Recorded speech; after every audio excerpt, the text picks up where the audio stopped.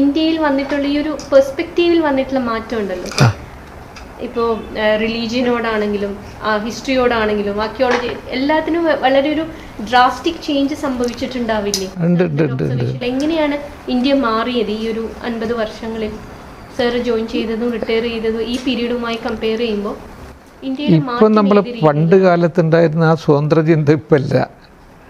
ഇപ്പം water tight കമ്പാർട്ട്മെൻറ്റിലേക്ക് ആൾക്കാർ വല്ലാതെ ചുരുങ്ങിയിട്ടുണ്ടോ എന്ന് തോന്നുന്നു. എക്സെപ്റ്റ് കുറച്ച് ആൾക്കാർ എന്നുള്ളതല്ലാതെ പുതിയ നമ്മൾ വളരെ വല്ലാതെ പിന്നെ വാട്ടർ ടൈറ്റ് കമ്പാർട്ട്മെൻറ്റിലേക്ക് ചുരുങ്ങിക്കഴിഞ്ഞു എന്നാണ് എനിക്ക് തോന്നുന്നത്. നമ്മുടെ ചിന്തകളെക്കുറിച്ചുള്ള മതവിശ്വാസങ്ങൾ ഇപ്പം പണ്ട് മതത്തിന് അത്രയധികം സെമിറ്റിക് മതത്തിലെ ആൾക്കാർക്ക് അവർക്ക് മതത്തിന് പ്രാധാന്യം കൊടുക്കുന്നുണ്ട്. പക്ഷേ പൊതുവെ ഹിന്ദുയിസത്തിൽ ഇത്രയധികം പിന്നെ ആചാരങ്ങളും ബാക്കിയുള്ളതൊന്നും പിറകിൽ ആൾക്കാർ പോകില്ലായിരുന്നു. പക്ഷേ ഇപ്പം കൂടുതലായിട്ട് പിന്നെ ആചാരങ്ങൾ എനിക്കുണ്ട് സെമിറ്റിക് റിലിജിയൻ ഇൻഫ്ലുവൻസ് ചെയ്യാൻ തുടങ്ങിയിട്ടുണ്ട്.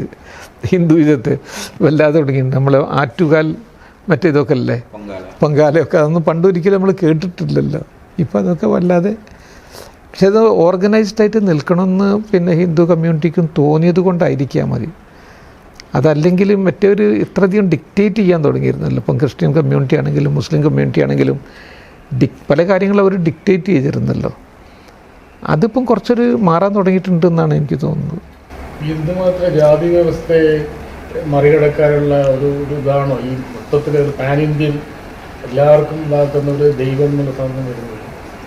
അത് മറികടക്കാൻ വേണ്ടി ആണോ? അല്ല, നമ്മൾ പിറകോട്ട് പോകുന്നുണ്ട് എന്നുള്ളൊരു പിന്നെ ഒരു ധാരണ ഹിന്ദു സമുദായത്തിൽ വന്നിട്ടുണ്ട്. നമ്മൾ ഓർഗനൈസ്ഡ് അല്ലാത്തത് കൊണ്ട് നമ്മൾ പിറകോട്ട് പോകുന്നുണ്ടോ എന്നുള്ളൊരു ധാരണ പൊതുവെ ഹിന്ദു സമുദായത്തിൽ വന്നിട്ടുണ്ട് എന്നാണ് എനിക്ക് തോന്നുന്നത്.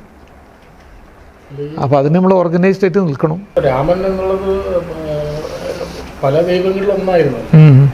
രാമൻ മാത്രമായിട്ടൊരു വിഗ്രഹം ഒരു ഐക്കണായിട്ട് വരുന്നത് ഇങ്ങനെ ഒരു യൂണിഫൈങ് ഒരു പ്രോജക്റ്റിൻ്റെ ഭാഗമായിട്ടാണോ എന്നുള്ളത്. പക്ഷെ പൊതുവെ രാമനെ എനിക്ക് തോന്നുന്നത് ഇപ്പോൾ നമ്മൾ കശ്മീർ മുതൽ കന്യാകുമാരി വരെ ഒരു യൂണിഫൈങ് ഫോഴ്സായിട്ടാണ് തോന്നിയത്. നമ്മളെ ലോക്കൽ കാവുകളും നമുക്ക് ഏറ്റവും ഭഗവതിയായിരുന്നു. അമ്മേ ഭഗവതി രക്ഷിക്കണേ എന്നായിരുന്നു ആരും. കൃഷ്ണനെ വല്ലപ്പോഴും ആൾക്കാരെ വിളിക്കാറുണ്ടായിരുന്നല്ലോ, ഗുരുവായൂരിൻ്റെ അടുത്താണെങ്കിലും. ഇപ്പോൾ ഞങ്ങൾ ഈ ഭാഗങ്ങളിലൊക്കെ നോക്കിയാൽ ഒരു പിടി കാവുകളുണ്ട്.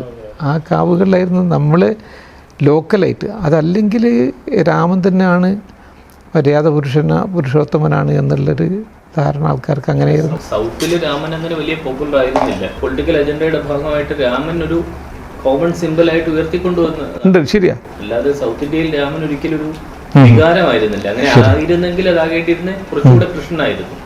പക്ഷേ നമ്മൾ നേരെ മറിച്ച് ഇവിടെ പോകുന്ന അവസരത്തിലുണ്ടല്ലോ, ഇപ്പം പിന്നെ വിയറ്റ്നാം, കംബോഡിയ, ഇന്തോനേഷ്യ, മലേഷ്യ, ഇവിടെ ഭയങ്കര പോപ്പുലറാണ്.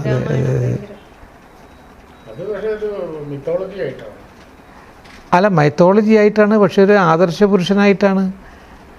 എനിക്ക് തോന്നുന്നത് അത് തമിഴ്നാട്ടിൽ നിന്നാണ് പോകാൻ സാധ്യത. നമ്മളെ അവർക്ക് കോദണ്ഡരാമൻ എന്ന് പറഞ്ഞിട്ടുള്ള. പിന്നെ എനിക്ക് തോന്നുന്നു അതിൽ കൂടുതലായിട്ട് ഈ ശൈവ വൈഷ്ണവ ഒരു അതെ റോള് ഉണ്ട്. അതെ, ശൈവരാണോ വൈഷ്ണവനാണോ എന്നറിയാൻ അതെ അതെ രാമൻ ആ ഒരു പ്ലേയിൽ ഇല്ലല്ലോ. ഉണ്ട്. പക്ഷേ ഈ തമിഴ്നാട്ടിൽ ഞാൻ കണ്ടത് പിന്നെ ഇവർ ശൈവന്മാരും വൈഷ്ണവരും തമ്മിൽ ഭയങ്കര വ്യത്യാസം ഉണ്ടാവും.